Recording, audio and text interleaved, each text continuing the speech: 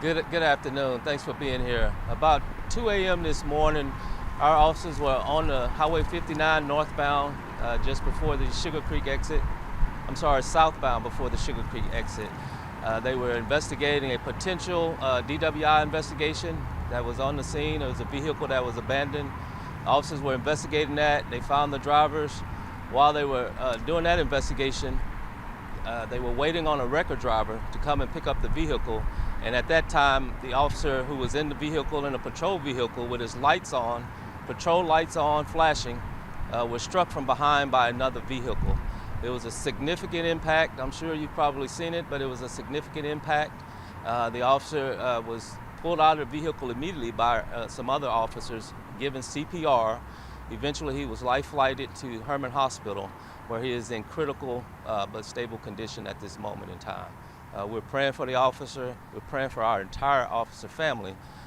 It is a tragedy when something like this happens. It is obvious that there's some potential substance involved, whether it's alcohol or something like that. We're working with our surrounding district attorney and partners to make sure.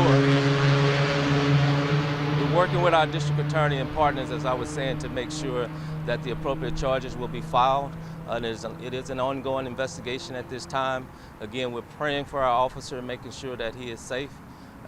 It is in God's hands at this point in time. Were you able to identify the officer? The officer name is Officer Ruben Munoz.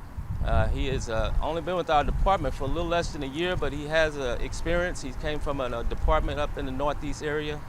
So he is an experienced officer, but been with the Sugar Land Police Department for a short period in time. I just want to again say our officers that was out there did a heroic job to get him out and do CPR that ultimately probably prolonged his life at this point in time. So we're still praying for him. So is other officers that were there, I'm assuming, maybe assisting with the record removing that vehicle that were able to get him out? That's correct. Yeah, after the accident happened, they were able to get him out of the vehicle, even though it was a significant impact, but they were able to pull him out. One officer literally pulled him out, put him on the ground, pulled off his emergency equipment, his vest and uniform, was able to start CPR until other emergency personnel arrived. So the officer,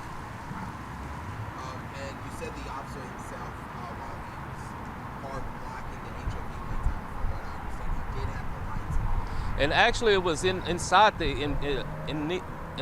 HOV lane. He was in the emergency lane, and just on the emergency lane, that's where the other vehicle was at. That's where the officer's vehicle was at when it was impacted. And with the lights on. With the lights on, with the rear strobe lights on, and everything. Do we know if anything of the driver that struck the officer, anything on their condition, if they were injured? They're in the hospital at this time. Their condition, I believe, is not as serious, but we do have an ongoing investigation to determine if that person was under the influence of anything. Will there be any additional charges on anyone else aside from that? It's an ongoing investigation, so we're going to look into all of the potential drivers who were out there on the scene and see what else is going on as far as any kind of impairment or anything like that. When you reference the officer, kind of talk to us again. You said he came from the Northeast, has been with the department long, but is a veteran.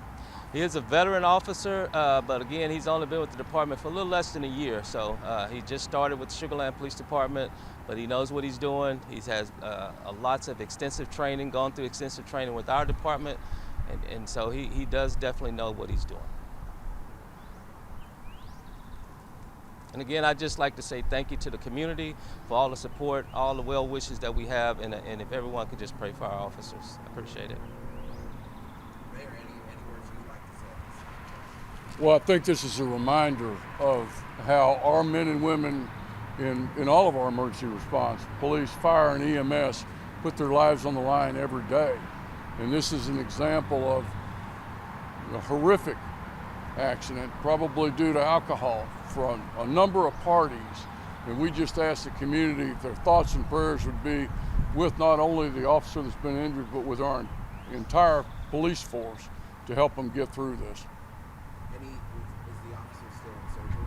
He's gone through one surgery. He's about to go through another, from my understanding. I've been with the officer and his family, And so, yes, sir, we're praying for him and making sure everything that we can do, we're going to offer that to him and his family.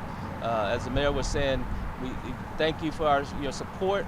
But again, when people get behind the wheel after they've been drinking, these are the types of things that's happened. It is a tragedy. Has that driver blood work been done to see if he wasn't drinking? Well, that's part of the investigation that's ongoing.